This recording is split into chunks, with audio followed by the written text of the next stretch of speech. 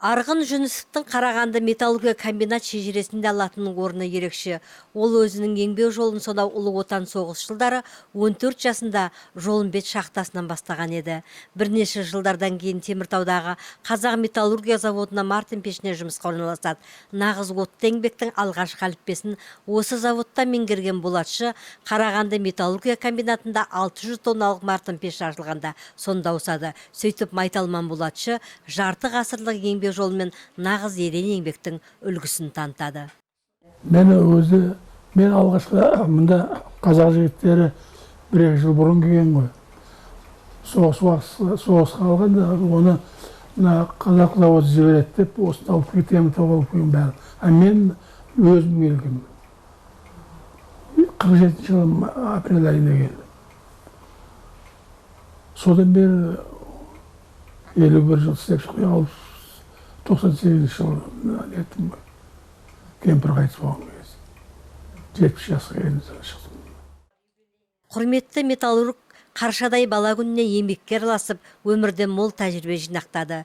Отты мамандықты жас жігіт күнінде таңдап алған ол 70-ті еңсергенге дейін шаршамай еңбек етіп, кейінгі буын жастарға үлгі өнеге көрсетті.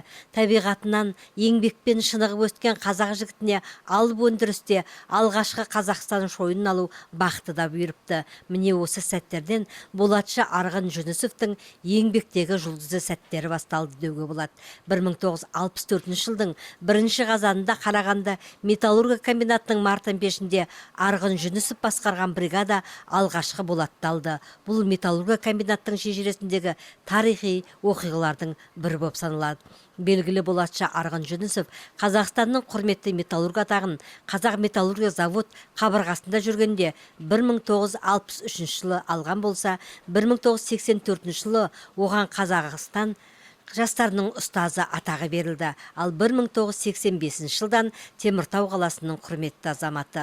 Бұл құрмет атақтарды болатшы өзінің адал еңбегімен өз мамандығын шынайы сүйгендігінің арқасында қол жеткізді. Ал Қазақстан шойынының 50 жылдық мерейтойына ардақты болатшыға Қазақстанның еңбек ері атағы берілді. Алтын жұлдызды ардагер ақсақалдың кеудесіне елбасшымыз Нұрсұлтан Назарбаевтың өзі таққан еді. Ленин, Октябрь революция отан ордендерінде егер атанған жан. Бұл табиғатынан батыр болып өсіп, еңбекте соның жарқын үлгісін танытқан ардақты металлургтың еңбегіне берілген үлкен бақ еді.